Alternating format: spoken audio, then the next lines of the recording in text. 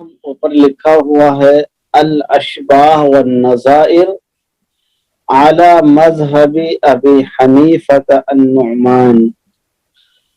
نیچے لکھا ہے تألیف العلامۃ الشیخ زین الدین بن ابراہیم بن محمد الشہیر بن نجیم متوفى 920 الاشباہ والنظائر کی تعریف.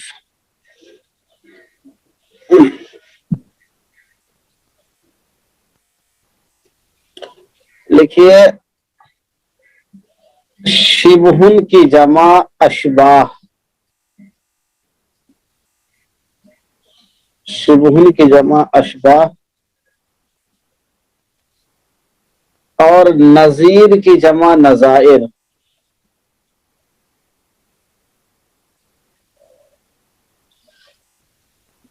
معنی لکھیے مشابہ، مانند، یکساں. لغوی اعتبار سے تقریباً دونوں کا معنی ایک ہے. مشابہ، مانند، یکساں.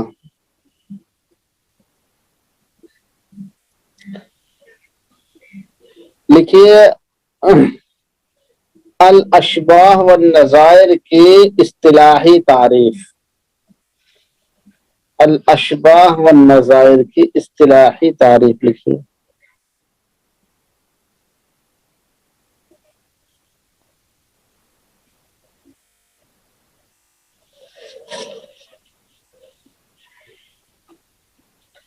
اس کی اصطلاحی تعریف لکھیے المسائل التي يشبه بعضها بعضا مع اختلافها في الحكم. التي يشبه بعضها بعضا مع اختلافها في الحكم لأمور أدركها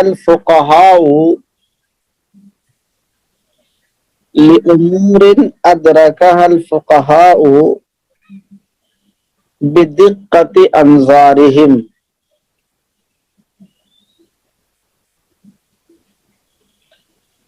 انظارهم نظر کی جمع انظار. یعنی وہ مسائل، یعنی الاشباہ والنظائر ان مسائل کو کہتے ہیں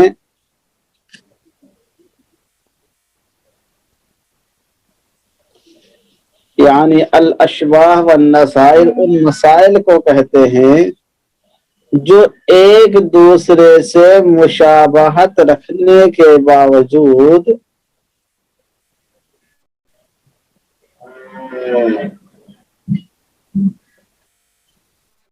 حکم میں مختلف ہوتے ہیں. جو ایک دوسرے سے مشابہت رکھنے کے باوجود حکم میں مختلف ہوتے ہیں. کچھ ایسے امور کی وجہ سے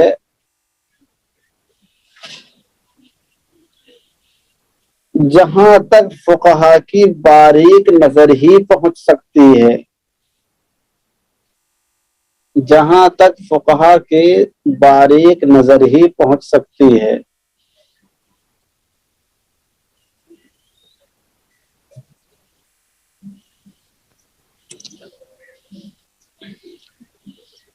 حوالہ اس کا لکھیے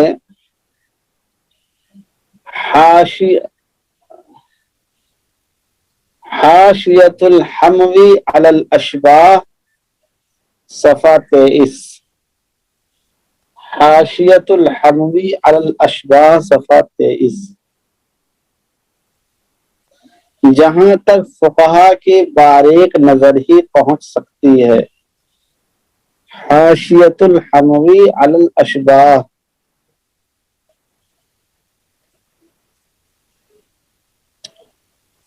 اب لکھیے شبیہ، نظیر اور مثیل میں فرق. شبیہ، نظیر اور مثیل میں فرق. الاشباہ والنظائر جو ہے شبیہ اور نظیر کی جمع ہی تو ہے، تو شبیہ، نظیر اور مثیل میں فرق.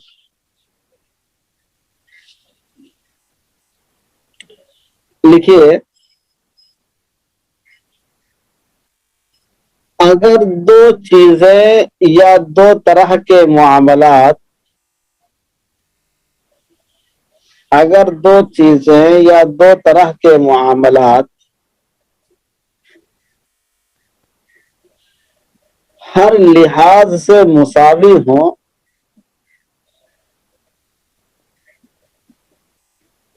ہر لحاظ سے مساوی ہوں، تو اسے مثیل یا مماثلت کہتے ہیں. مثیل،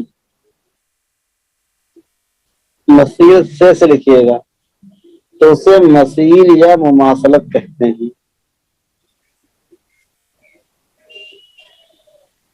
اور اگر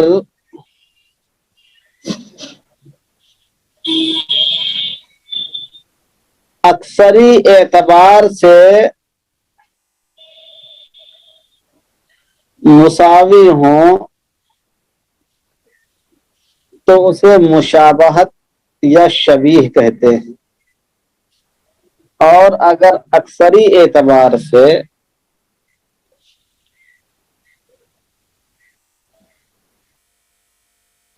دونوں ایک جیسے ہوں تو مشابہت یا شبیہ کہتے ہیں.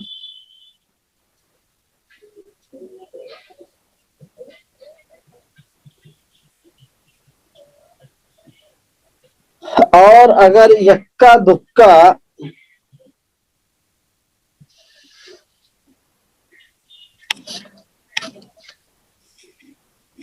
اعتبار سے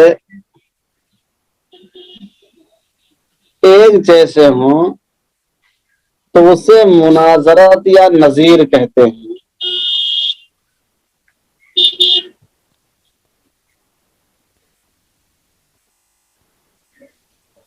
اسے مناظرت یا نظیر کہتے ہیں.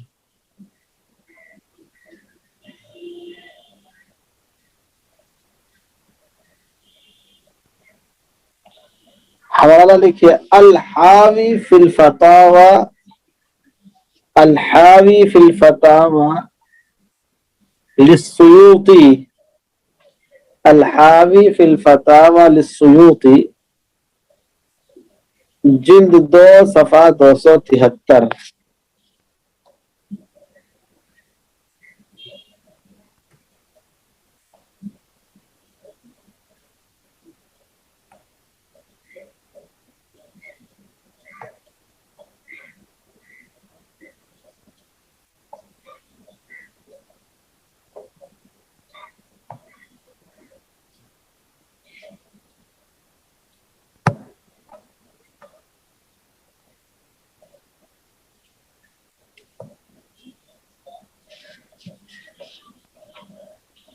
لکھیے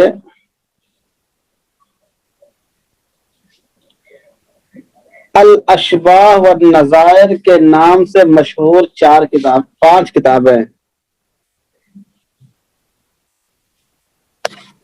الاشباہ والنظائر کے نام سے مشہور 5 کتابیں.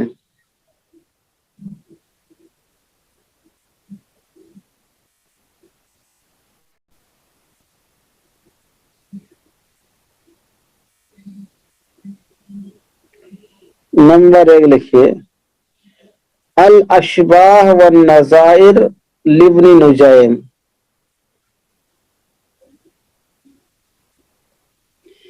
الاشباہ والنظائر لابن نجیم.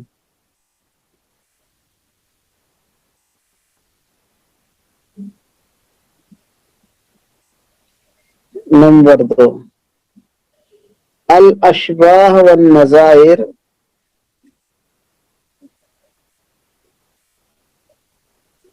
لصدر الدین ابن وکیل الشافعی، لصدر الدین ابن وکیل الشافعی.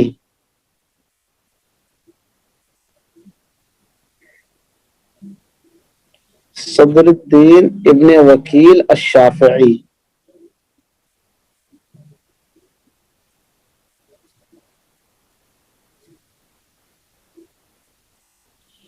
نمبر 3 الاشباہ والنظائر لتاج الدین السبکی. الاشباہ والنظائر لتاج الدین السبکی.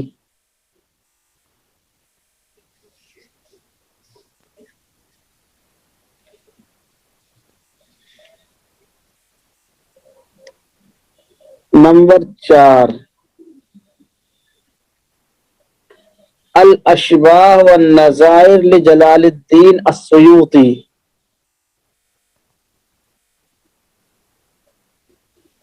الاشباہ والنظائر لجلال الدین السیوطی.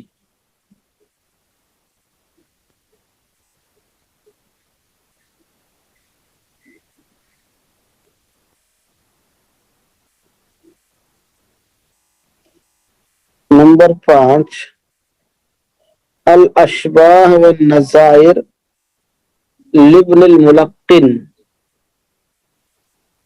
لابن الملقن.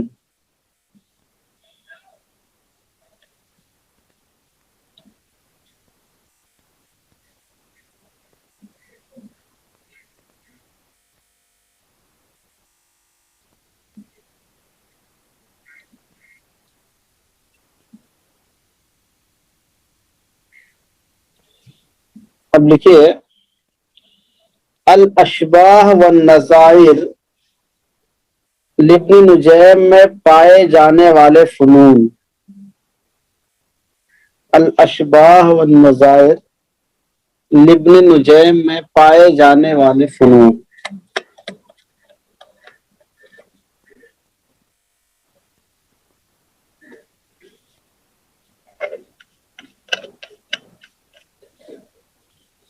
لکھیے ابن نجیم مصری نے لکھے کی ابن نجیم مصری کی اس کتاب ابن نجیم مصری کی اس کتاب میں الاشباہ والنظائر کے علاوہ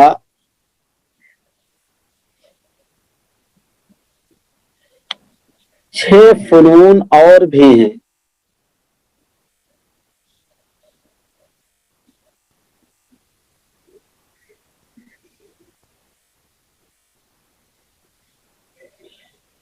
اس لیے ان کی اس کتاب کا نام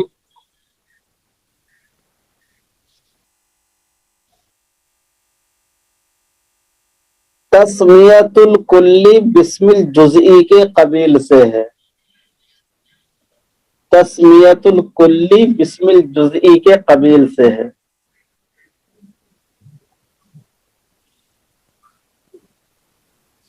اس لیے ان کی اس کتاب کا نام تسمیۃ الکلی بسم الجزئی کے قبیل سے ہے.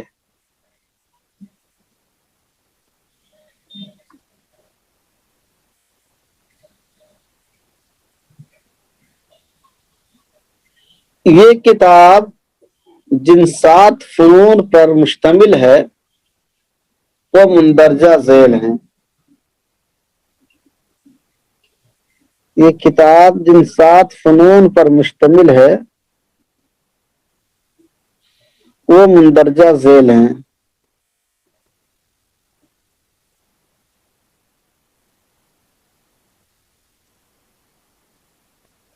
نمبر 1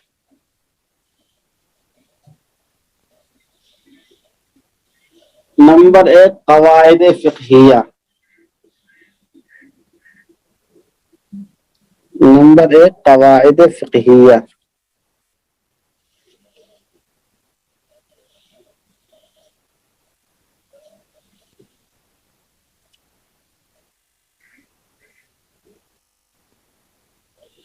مصنف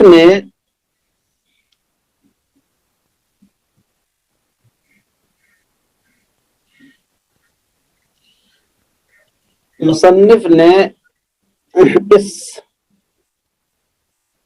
سلسلے میں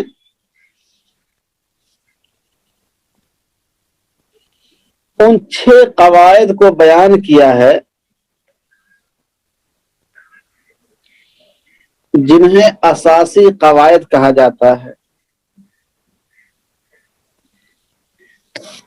ان 6 قواعد کو بیان کیا ہے جنہیں اساسی قواعد کہا جاتا ہے.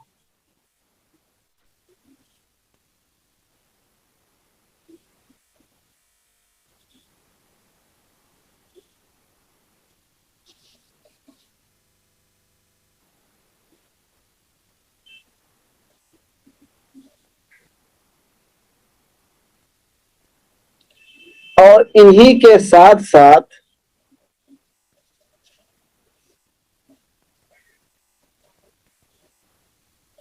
کچھ مزید قواعد کو بھی بیچ بیچ میں نقل کیا ہے.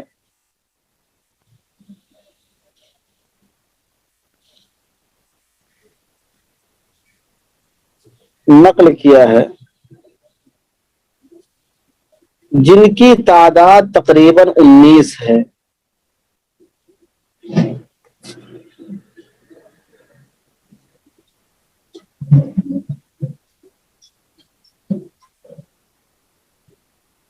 جن کی تعداد تقریباً 19 ہے.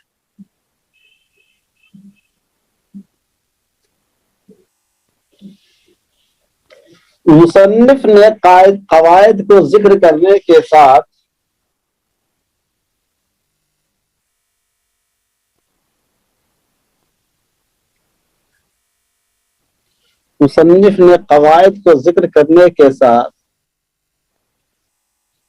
ان قواعد کی دلیلوں کو بھی ذکر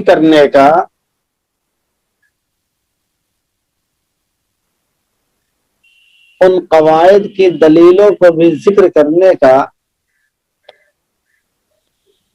بعض مقامات پر اہتمام کیا ہے.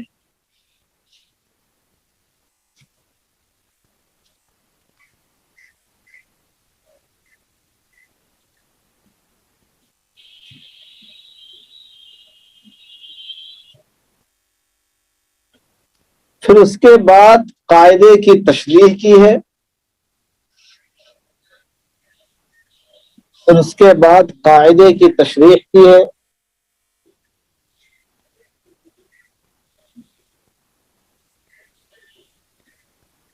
اس پر پائی جانے والی تفریعات کا ذکر کیا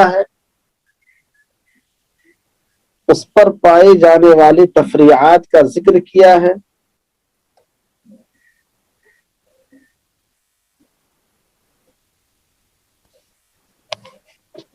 اور اخیر میں مستثنیات کا اضافہ کیا ہے یا مستثنیات کی نشاندہی کی ہے.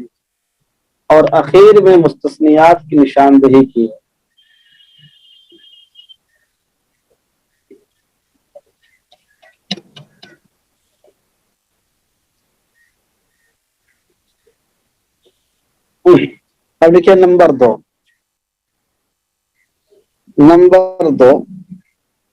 ضوابط فقہیہ.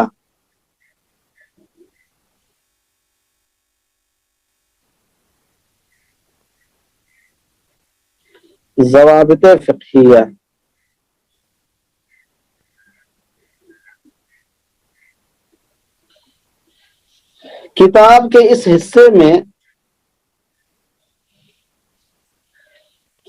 کے اس حصے میں مصنف نے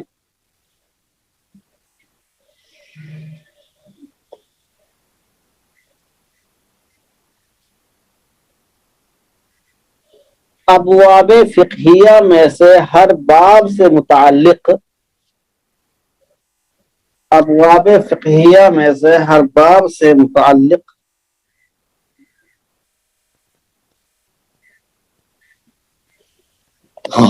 خاص ضوابط کا ذکر کیا ہے.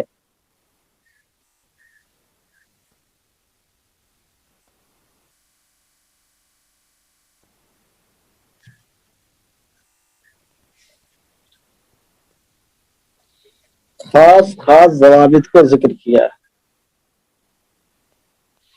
یہ ضوابط تعداد میں 500 کے قریب ہیں. یہ ضوابط تعداد میں 500 کے قریب ہیں۔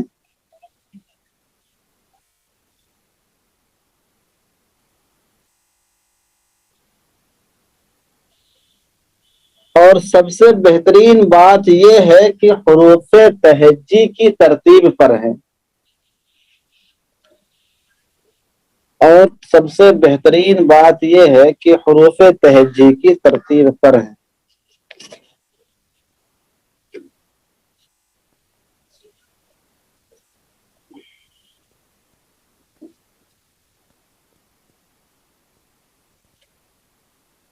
ان ضوابط کے ساتھ مصنف نے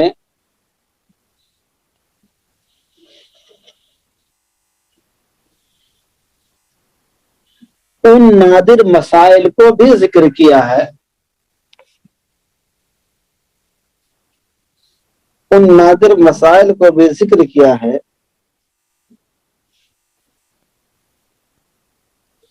جہاں تک طالب علم کی نظر بمشکل پہنچتی ہے،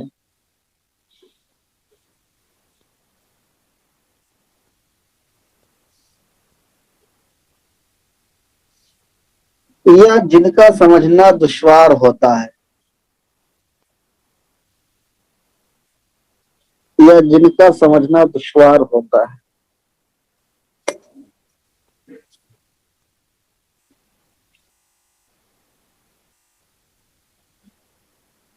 نمبر 3،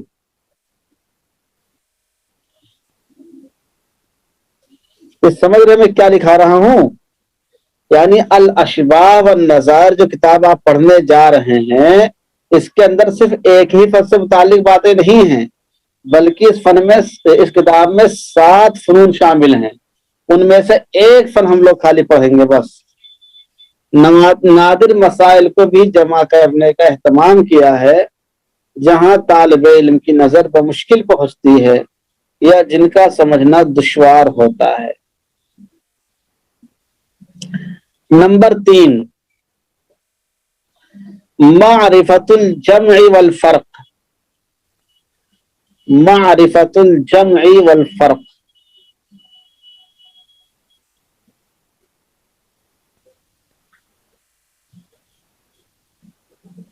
معرفت الجمع والفرق، مصنف نے اس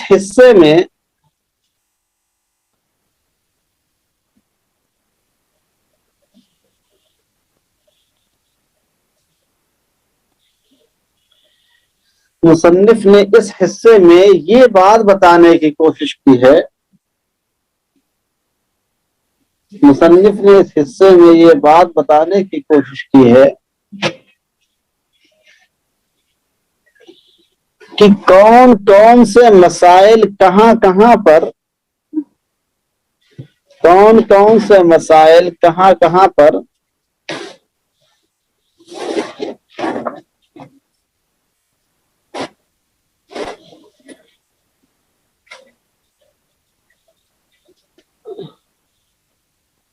متحد ہوتے ہیں اور کہاں کہاں مختلف ہوتے ہیں۔ کون سے مسائل کہاں کہاں پر متحد ہوتے ہیں اور کہاں کہاں پر مختلف ہوتے ہیں۔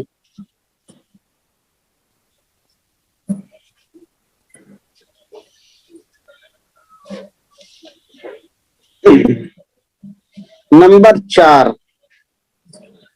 الغاز، لفظ کی جمع الغاز، الف لام غین الف ز، الغاز۔ نمبر 4، الغاز یعنی معمے اور پہیلیاں، یعنی معمے اور پہیلیاں۔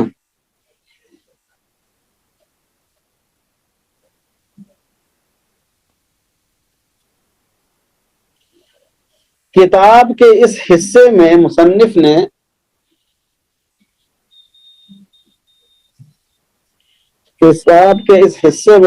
نے فقہی پہیلیوں کو جمع کرنے کا اہتمام کیا ہے۔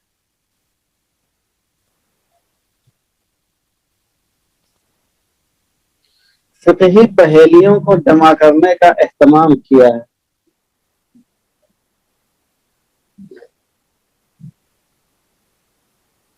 اور یہ بتانے کی کوشش کی ہے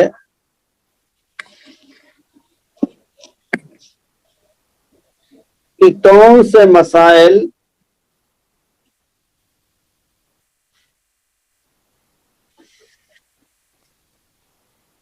پہیلی کے طور پر بجھوائے جا سکتے ہیں،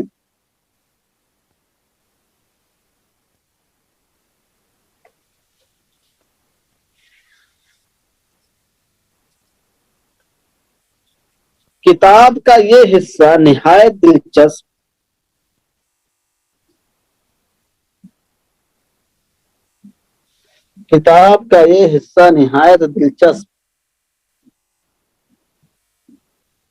اور معلومات کے لیے مفید تر ہے۔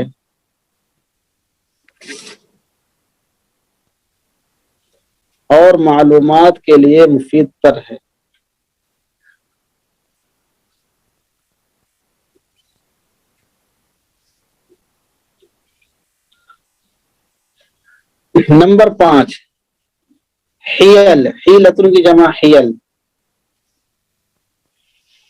حیلتن کی جمع حیل، پہیلی کے طور پر بجھوائے جا سکتے ہیں۔ نمبر 5 لکھیے حیل، ہا کے نیچے زیر، یا کے اوپر زبر، حیلتن کی جمع حیل۔ کتاب کے اس حصے میں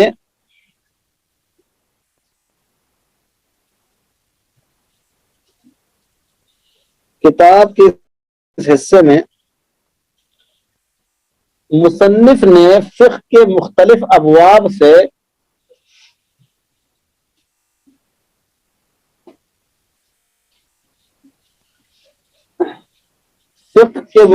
ابواب سے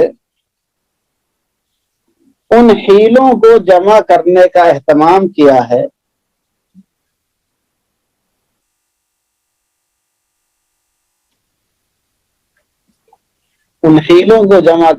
اہتمام کیا ہے جو پریشان لوگوں کے لیے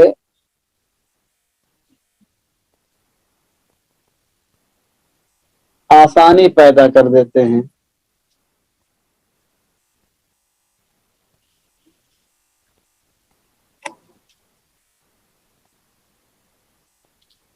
مفتیان کرام اور اہل علم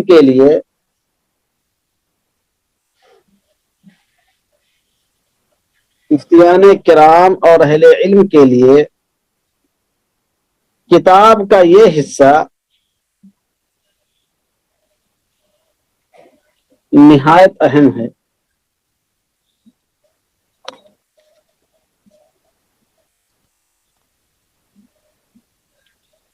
نمبر 6،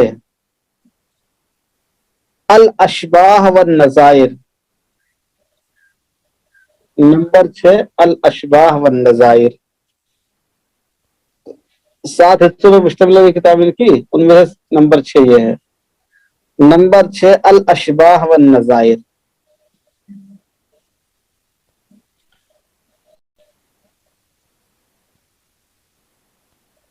کتاب کے اس حصے میں مصنف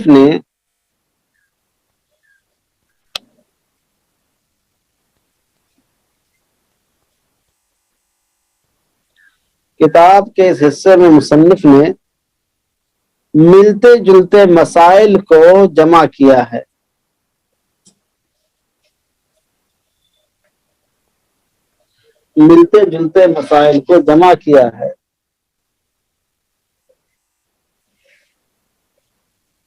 اور ان کے درمیان جو بھی باریک فرق ہو سکتا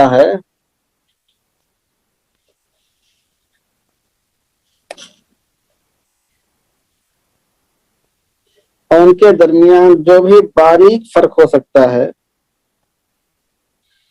اس کو واضح کرنے کی کامیاب کوشش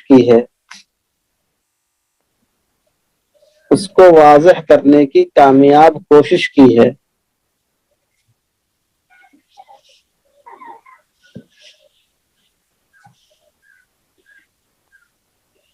کتاب کے اسی حصے کو سامنے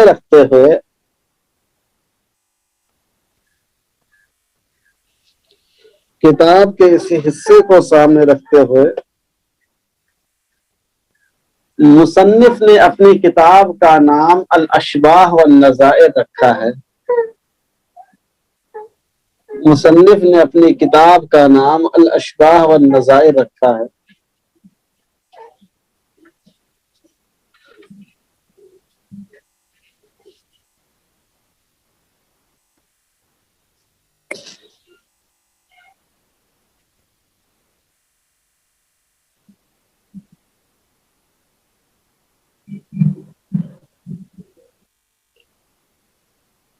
نمبر 7، الحکایات والمراسلات۔ نمبر 7، الحکایات والمراسلات۔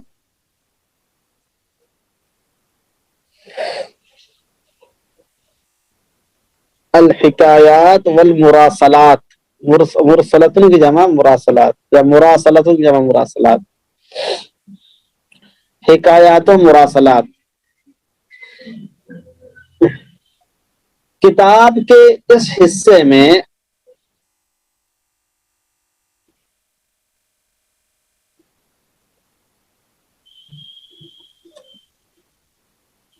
مصنف نے امام ابو حنیفہ رحمۃ اللہ علیہ کی وصیتوں،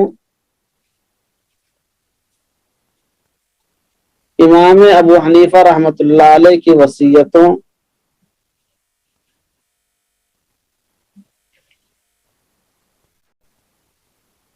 ان کے خاص واقعات،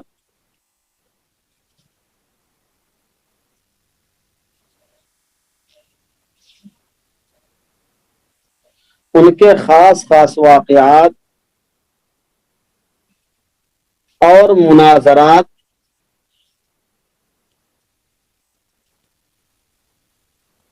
نیز فقہ حنفی کے دیگر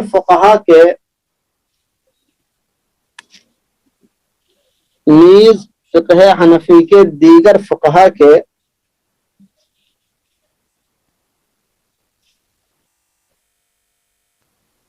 واقعات اور مکالمات کو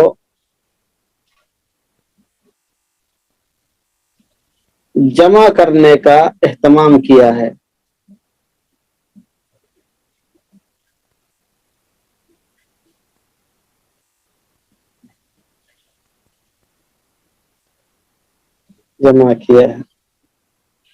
خلاصہ یہ کہ علامہ ابن نجیم مصری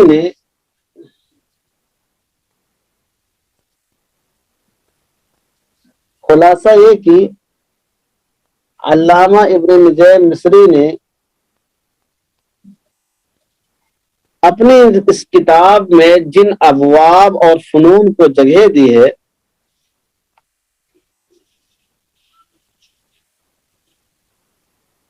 وہ نہایت اہم اور کارآمد ہیں۔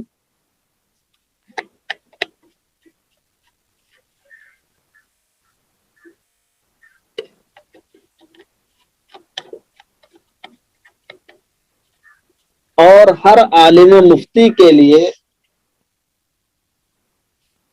سرمہ چشم بنانے کی چیز ہے۔ سرمہ چشم بنانے کی چیز۔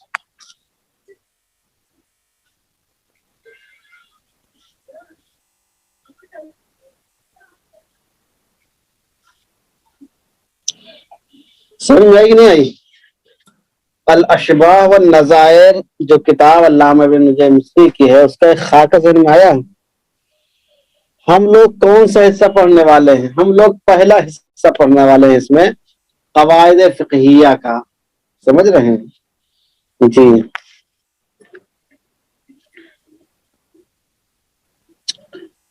کتنی اہم کتاب ہے یہ؟ اب لکھیے،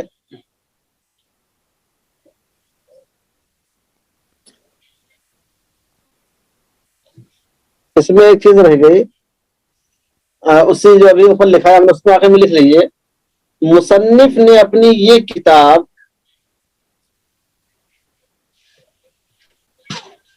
صرف اور صرف 6 مہینے میں لکھی ہے.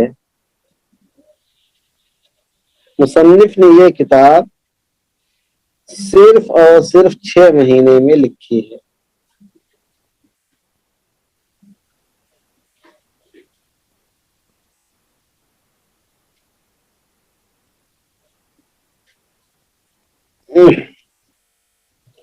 اب لکھیے اس کتاب کی شروحات.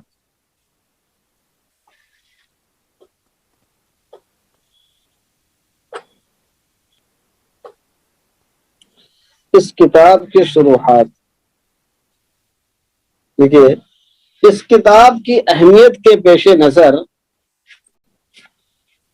اس کتاب کی اہمیت کے پیش نظر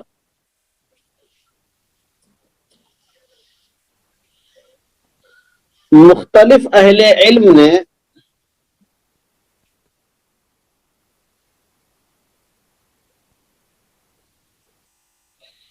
اس کی تشریح و تفصیل کے لیے قلم اٹھایا. اس کی تشریح و تفصیل کے لیے قلم اٹھایا ہے.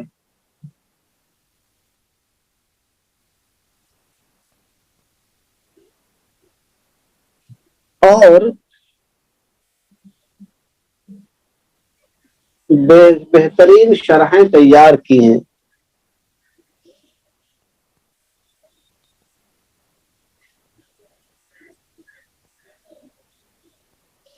جن میں سے کچھ مندرجہ ذیل ہیں.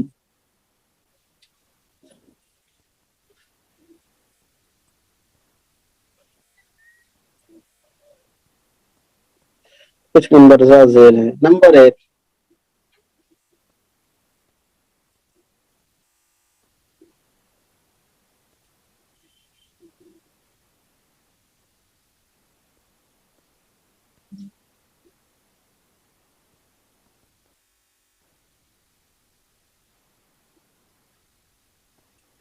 نمبر 1 شرح الاشباہ والنظائر. شرح الاشباہ والنظائر. مصنف کا نام لکھیے محمد بن محمد زیرک زادہ. محمد بن محمد زیرک زادہ. محمد بن محمد زیرک زادہ. زے یا رے کاف زیرک ذہین کے معنی میں زادہ. زیرک زادہ. محمد بن محمد زیرک زادہ. متوفی سن 1000 ہجری. متوفی سن 1000 ہجری.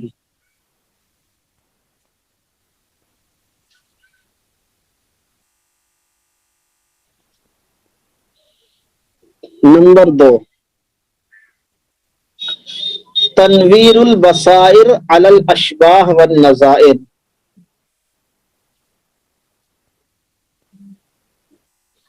تنویر البصائر علی الاشباہ والنظائر.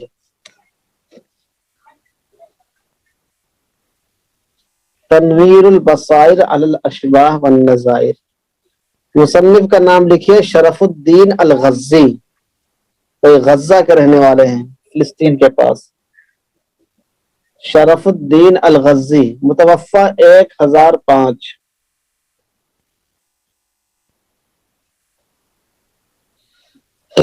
متوفی 1005.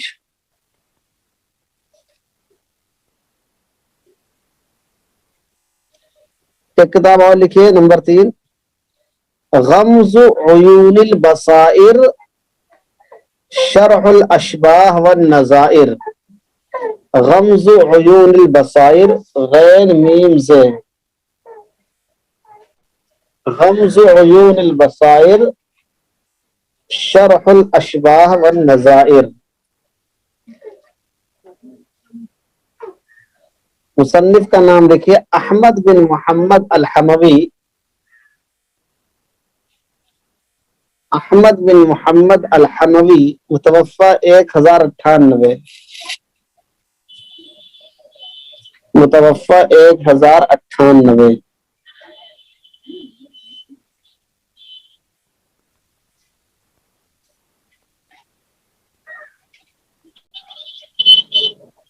متوفہ 1098۔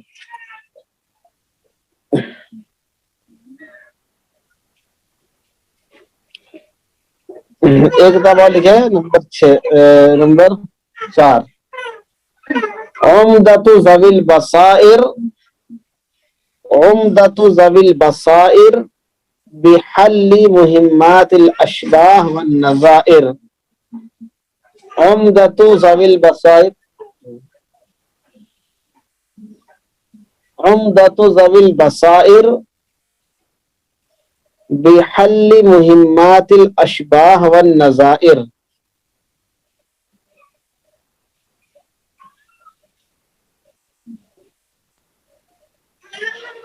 ابراہیم بیری الحنفی، ابراہیم بیری الحنفی، متوفہ 1099۔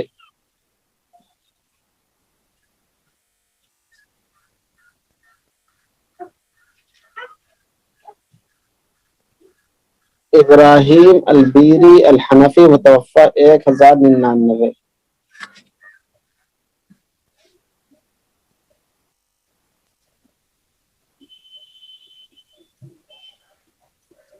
جی،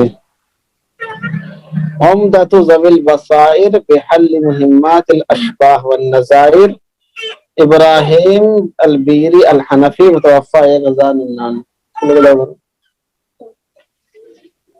ایک تو اور لکھیے، عمدۃ الناظر علی الاشباہ والنظائر، عمدۃ الناظر علی الاشباہ والنظائر،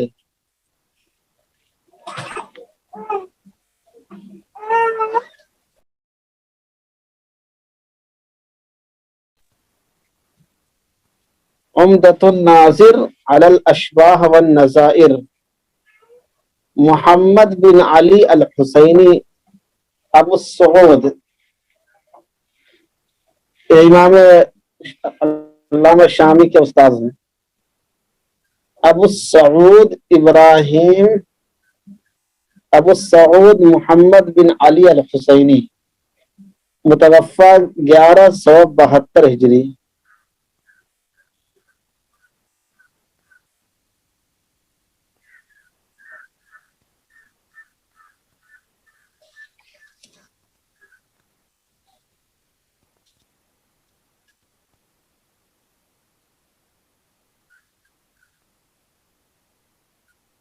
وغیرہ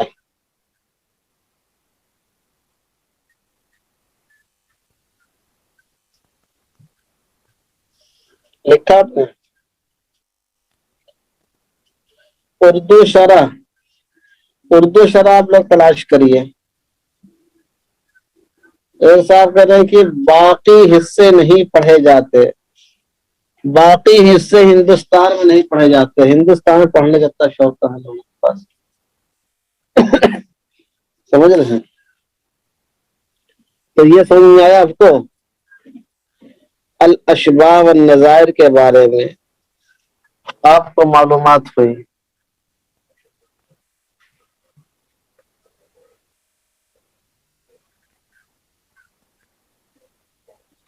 اس میں ایک کتاب اور لکھ لیجیے ذرا سا، بھی اچھی کتاب ہے، التحقیق الباہر، یہ بھی مطبوعہ ہے، مل جاتی ہے۔ ایک کتاب اور لکھیے، التحقیق الباہر شرح الاشباہ والنظائر، ہبۃ اللہ البعلی والی کتاب جو ہے، ہبۃ اللہ البعلی، علامہ ہبۃ اللہ البعلی الدمشقی، متوفہ 1224، متوفہ 1224۔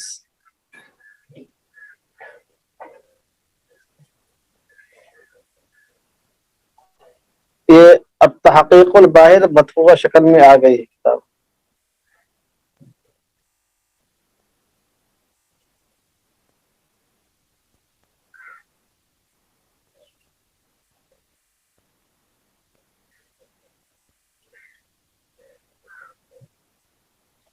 لکھا آپ نے؟ تو یہ الاشباہ والنظائر کا تعارف آپ کے سامنے آیا. ایک پوری کتاب اصل دیکھا جائے تو پڑھنے والی ہے، لیکن اب ہندوستان میں یہ کتاب مکمل طور سے نہیں پڑھائی جاتی ہے. اور چونکہ ہندوستان میں قواعد فقہیہ میں زیادہ تر جو کتاب پڑھائی جاتی ہے وہ صرف اور صرف پڑھائی جاتی ہے ہمارے ہاں جو امیم الاحسان مجددی صاحب کی جو کتاب ہے تو وہ کتاب زیادہ چلتی ہے، اور اس کے ساتھ میں یہ کتاب الاشباہ والنظائر پڑھائی جاتی ہے. لیکن ہم مسئلہ یہ ہے کہ ہمارے یہاں جو کتاب وہ چلتی ہے امیم الاحسان مجددی صاحب کی، اس کا حق ادا نہیں ہو پاتا ہے. وہ کتاب ترجمہ لوگ کرا دیتے ہیں اور اس کے نیچے جو مثالیں دی ہوئی ہیں مثالیں پڑھا دیتے ہیں، تو قواعد فقہیہ کا جو اہم مقصد ہوتا ہے وہ پورا نہیں ہو پاتا ہے، اور نہ ہی اس کی تطبیق طلبہ صحیح طور سے سمجھ پاتے ہیں. الاشباہ والنظائر کو تو لوگ پڑھاتے ہیں اور ماشاءاللہ اس کا بہت حد تک حق ادا کرتے ہیں، لیکن اس کے اندر بھی باہری تطبیق نہیں ہو پاتی ہے. بات سمجھ میں آئی؟ اس کے اندر بھی باہر سے اس کی تطبیق نہیں ہو پاتی، بس جو مسائل لکھ دیے اسی کو پڑھا کرتے ہیں. تو یہ دقت محسوس ہوتی ہے.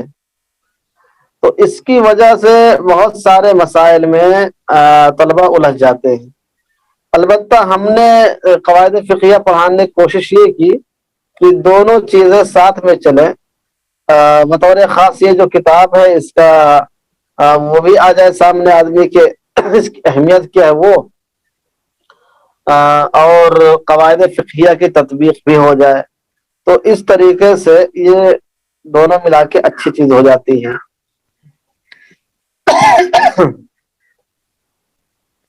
اس کے باوجود بھی کچھ نہ کچھ دقتیں تو بہرحال رہتی ہی ہیں. جب آدمی آگے پڑھے گا تو اس کو انشاءاللہ مزید فائدہ ہوگا. سمجھ رہے ہیں؟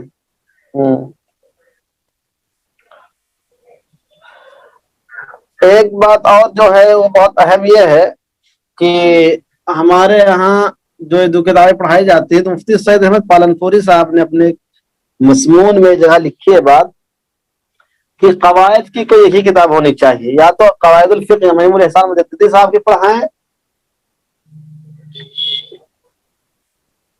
یا تو اشباہ پڑھائیں. ہمارے یہاں دونوں پڑھائی جاتی ہیں اور ایک کا حق ادا کرنے کی کوشش کرتے ہیں، دونوں کی نہیں.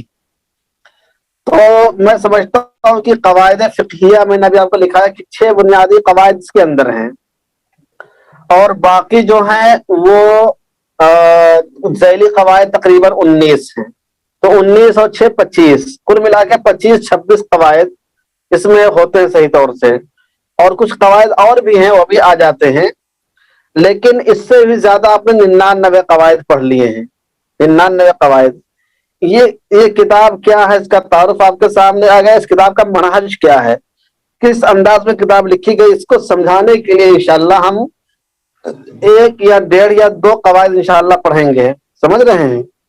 تو اس کتاب کا منہج آ جائے گا. اس طریقے سے ہمارے 100 قواعد بھی مکمل ہو جائیں گے یا 101 قواعد ہو جائیں گے، اور کتاب کا منہج بھی آ جائے گا. اور اس کتاب کو پڑھنے کے بعد آپ کو اندازہ ہوگا کہ آپ نے جو اب تک قواعد فقہیہ پڑھا ہے اس میں مزید زیادہ معلومات آ گئی اس کتاب کے مقابلے میں، کیونکہ وہ کئی کتابوں کو سامنے رکھ کے وہ چیزیں پیش کی گئی ہیں، اور پھر اس میں کافی مواد جمع کرنے کی کوشش کی گئی ہے. اس میں جزئیات ہی کو، اس میں شرطوں کو ذکر کرنے کی یا اس کے اصطلاحی مفہوم کو ادا کرنے کی کوشش نہیں کی گئی پوری کتاب کے اندر. تو اس طریقے سے چیزیں آپ کے سامنے آ گئی، لیکن کتاب کا منہج سمجھانے کے لیے، کتاب کا طریقہ کار سمجھانے کے لیے، اور یہ کہ الاشباہ والنظائر آپ نے پڑھی ہے دیکھی، اس کو سمجھنے کے لیے کم از کم 1-2 قاعدے انشاءاللہ ہم لوگ اس میں سے پڑھ لیں گے. سمجھ رہے ہیں؟ یہ تو آج اس کے متعلق تمہیدی گفتگو ہو گئی ہے. باقی کتاب کی شروعات انشاءاللہ ہم لوگ کل سے کریں گے تو بہتر رہے گا. سمجھ رہے ہیں؟ آج جو لکھایا گیا ہے اس کو آپ حضرات بہترین انداز میں مطالعہ کر لیجئے، پڑھ لیجئے، سمجھ لیجئے، اور کل سے انشاءاللہ کتاب کا آغاز کر دیا جائے گا.